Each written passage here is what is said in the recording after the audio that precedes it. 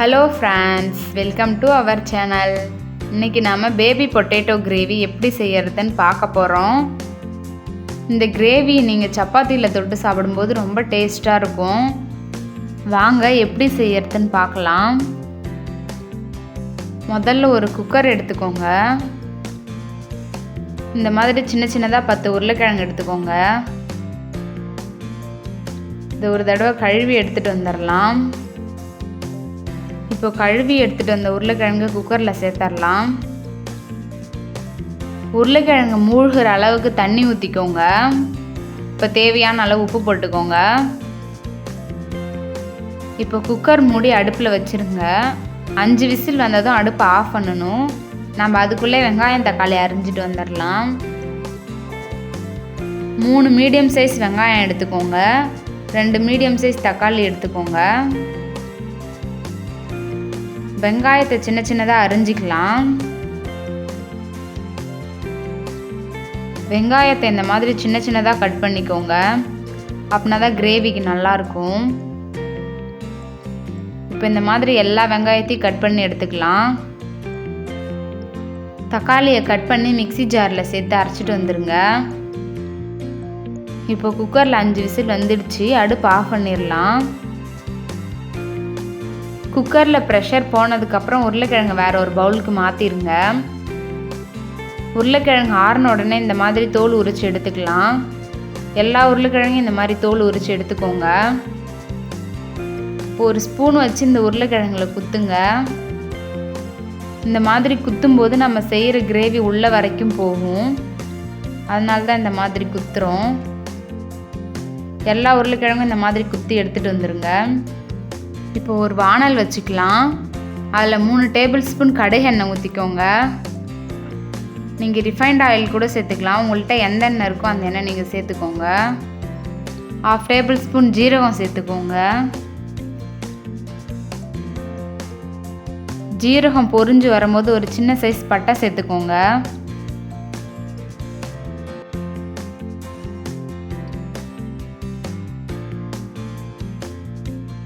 கடுகு எண்ணெய் யூஸ் பண்ணால் இந்த மாதிரி நொறையாக வரும்.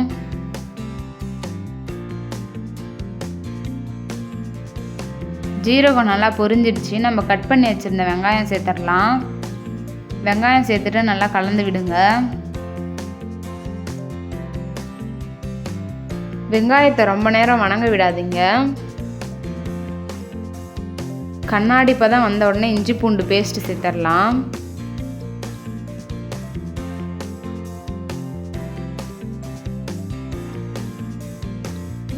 நல்லா கலந்து விட்டுக்கிட்டே இருங்க.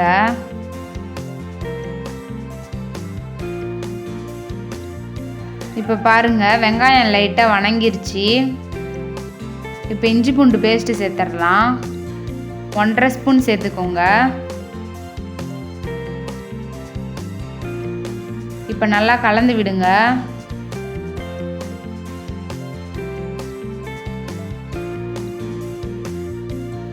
இஞ்சி பூண்டு பச்சை வாசனை போகிற வரைக்கும் நல்லா கலந்து விடுங்க.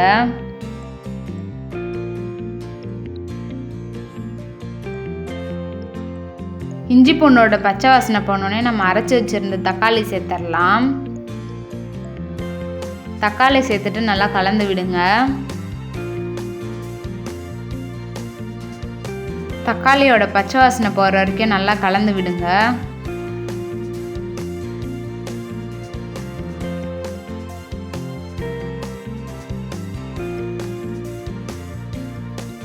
அப்பப்போ கலந்து விட்டுக்கிட்டே இருங்க, இல்லைன்னா அடி பிடிச்சிரும். இப்போ பாருங்கள், தக்காளி நல்லா பச்சை வாசனை போய் எண்ணெய்லாம் நல்லா பிரிஞ்சு வந்துடுச்சு. இப்போ மஞ்சத்தூள் 1/2 டேபிள் ஸ்பூன் போட்டுக்கோங்க. தனி மிளகாத்தூள் 3 டேபிள் ஸ்பூன் போட்டுக்கோங்க.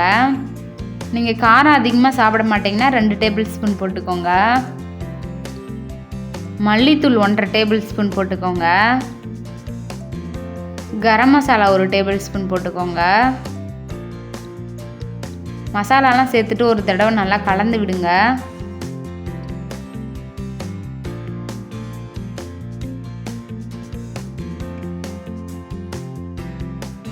மசாலாவோட பச்சை வாசனை போகிற வரைக்கும் நல்லா கலந்து விடுங்க. மசாலா இந்த மாதிரி எண்ணெயிலே வணங்கணும், அப்படின்னா தான் டேஸ்ட்டாக இருக்கும். நீங்கள் தண்ணி ஊற்றுறதுக்கப்புறம் மசாலா சேர்க்காதீங்க, நல்லா இருக்காது.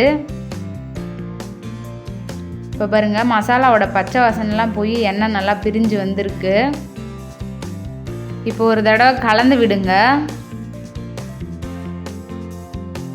இப்போ 1/2 கப் தயிர் நல்லா கட்டி இல்லாமல் க்ரீமியாக பீட் பண்ணி எடுத்துக்கோங்க.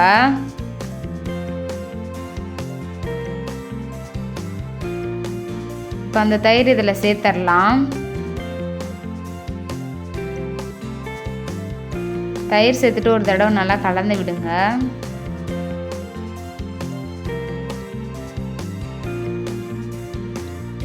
தயிர் சேர்க்கும் போது கிரேவி டேஸ்ட்டாக இருக்கும், கிரேவியும் அதிகமாக வரும்.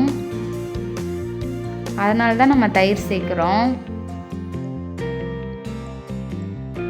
தயிர் சேர்த்து கலந்து விட்டுட்டு ஒரு நிமிஷம் அப்படியே விடுங்க. இந்த மாதிரி எண்ணெய் பிரிஞ்சு வரும். இப்போ நம்ம வேய்ச்சி வச்சுருந்த உருளைக்கிழங்கு சேர்த்துடலாம். உருளைக்கிழங்கு சேர்த்துட்டு ஒரு தடவை கலந்து விடுங்க. வேகமாக கலந்து விடாதீங்க, உருளைக்கிழங்கு உடஞ்சிரும். பொறுமையாக கலந்து விடுங்க. உருளைக்கிழங்கு சேர்த்துட்டு ஒரு நிமிஷம் அப்படியே இருக்கட்டும். அப்போ தான் கிரேவி எல்லாம் உருளைக்கிழங்கு உள்ளார போகும். இப்போ ஒரு தடவை கலந்து விட்டுட்டு தண்ணி சேர்த்துக்கலாம்.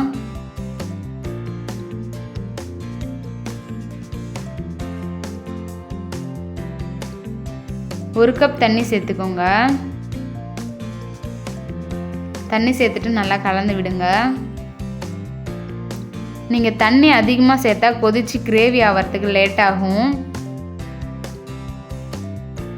அதனால் ஒரு கப் தண்ணி சேர்த்துக்கோங்க, அதுவே போதும். இப்போ தேவையான அளவுக்கு உப்பு சேர்த்துக்கோங்க. உப்பு சேர்த்துட்டு ஒரு தடவை கலந்து விடுங்க.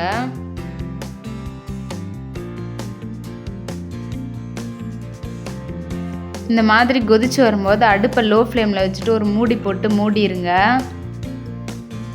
ஒரு 2-3 நிமிஷம் அப்படியே இருக்கட்டும். இப்போ 3 நிமிஷம் ஆயிடுச்சு. ஓப்பன் பண்ணி பார்த்துடலாம். எப்படி எண்ணெய் பிரிஞ்சு வந்திருக்குன்னு பாருங்கள். உங்களுக்கு இந்த மாதிரி எண்ணெய் பிரிஞ்சு வரலைன்னா இன்னும் 2 நிமிஷம் மூடி வச்சுருங்க, எண்ணெய் பிரிஞ்சு வந்துடும். எண்ணெய் பிரிஞ்சு வந்தோடனே காஞ்ச வெந்தயக்கீரையோட இலை சேர்த்துக்கலாம். கொத்தமல்லி கொஞ்சமாக சேர்த்துக்கோங்க.